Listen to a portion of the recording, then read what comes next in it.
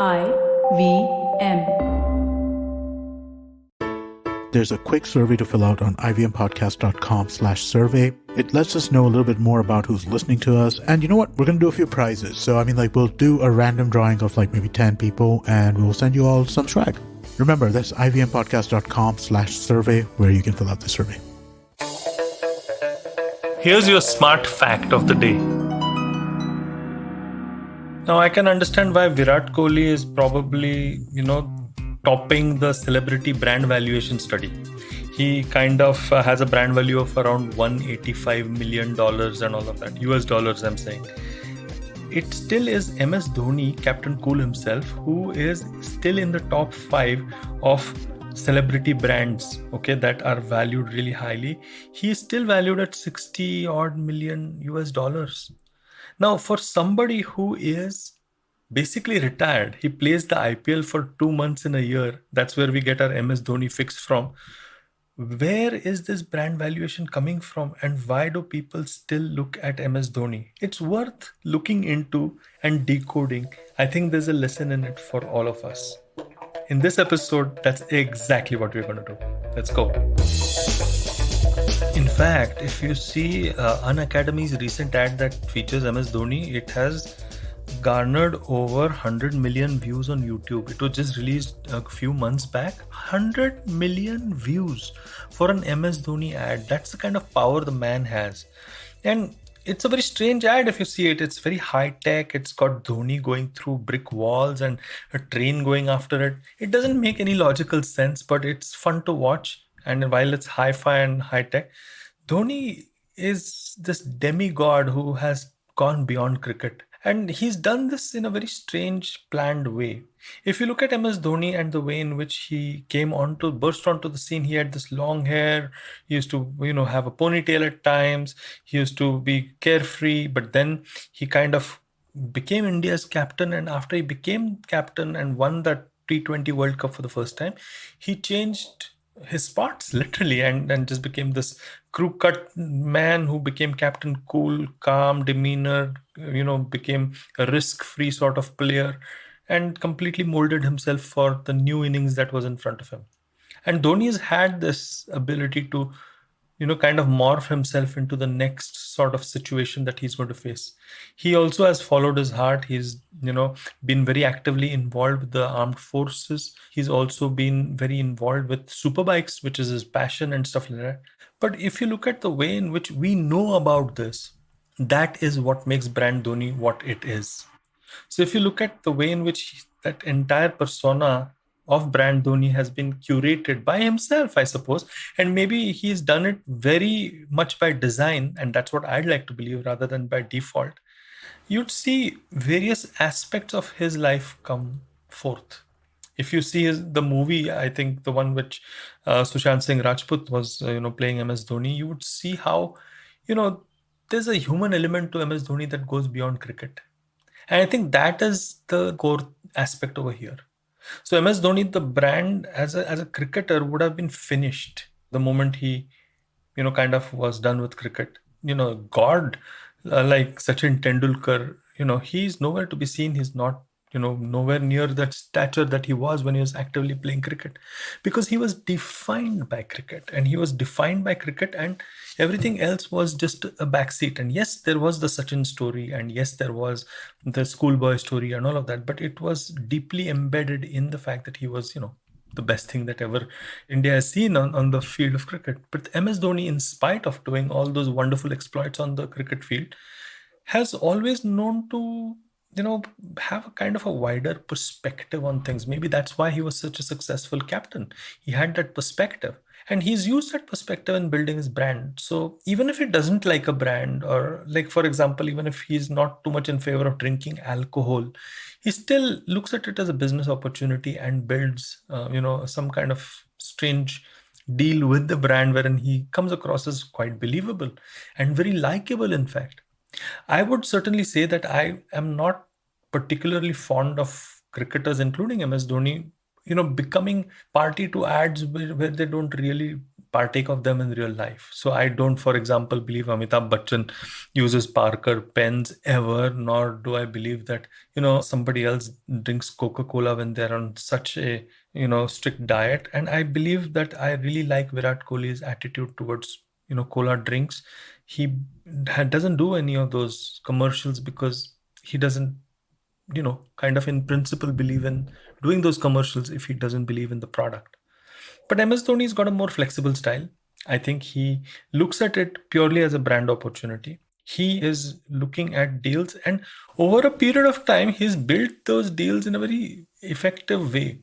In the sense that it's quite possible that he's now looking at startups and new ventures that he's connecting to, whether it's some microbrewery or whether it's something else, and taking stake in those ventures. Now, Sachin also tried to do something around this, but I don't know whether he's succeeded as much as MS Dhoni has succeeded. And it again comes down to the human values.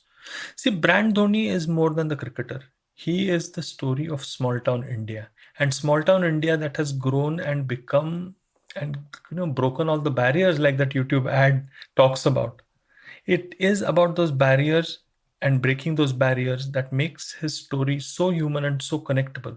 It's his face. His face is very everyday. His face is very instantly recognizable because obviously he is a mega cricket star, but it's something which is not arrogant. It's something which is very likable. It's something which is very relatable.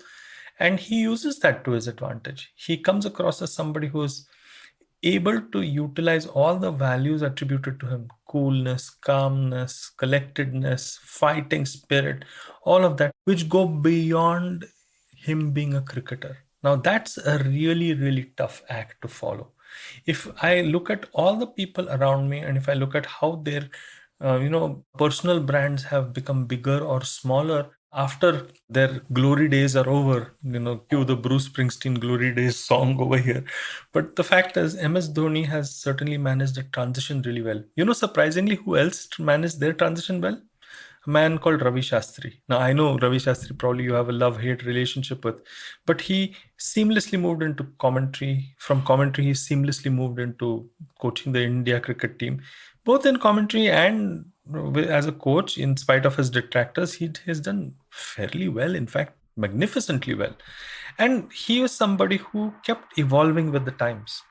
Now, the lesson that I learned from MS Dhoni or from Ravi Shastri or anybody who's managed these transitions really well is the fact that your brand has to keep evolving, and the values that you may have that have held you in great stead in your glory days are not something that you can keep harping on when those glory days are over. You got to recognize, okay, now I'm no longer a star. Maybe I am a cash cow.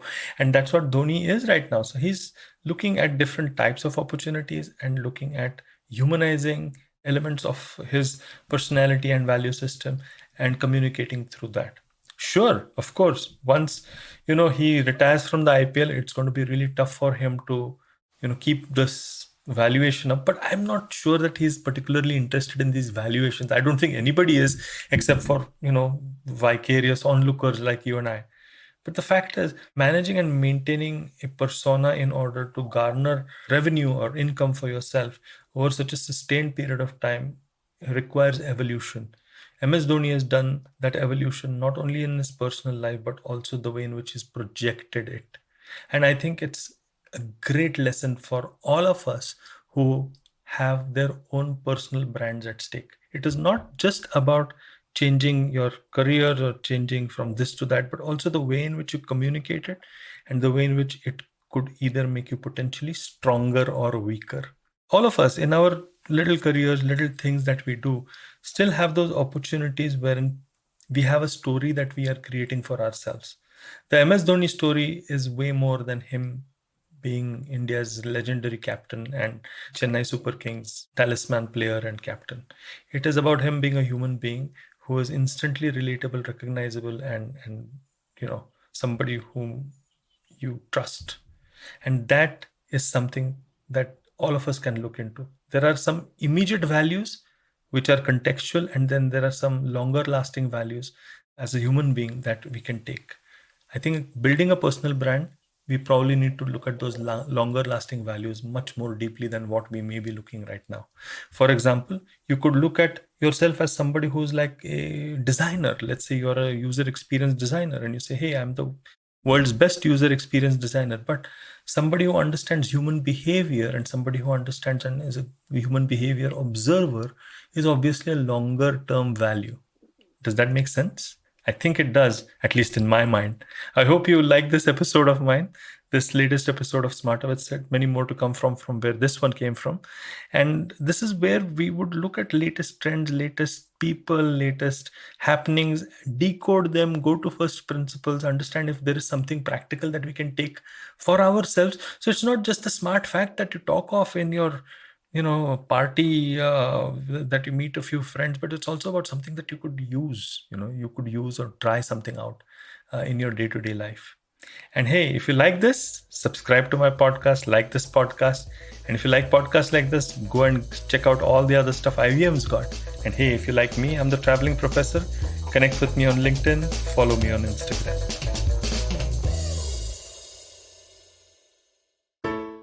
Hey everybody, it's been another great week on the IVM Podcast Network.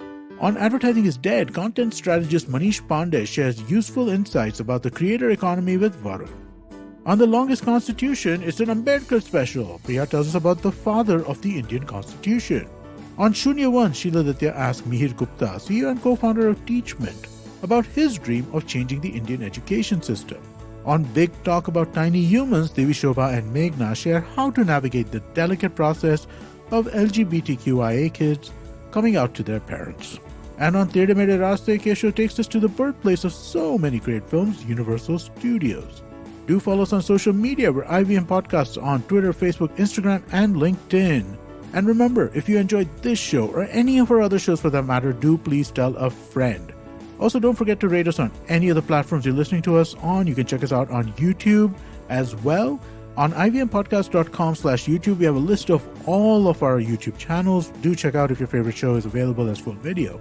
We are also doing a small listener survey to better understand how you respond to our shows and advertising on the network. We'd really appreciate it if you could spare a few minutes to fill it out. It helps us build better shows for you.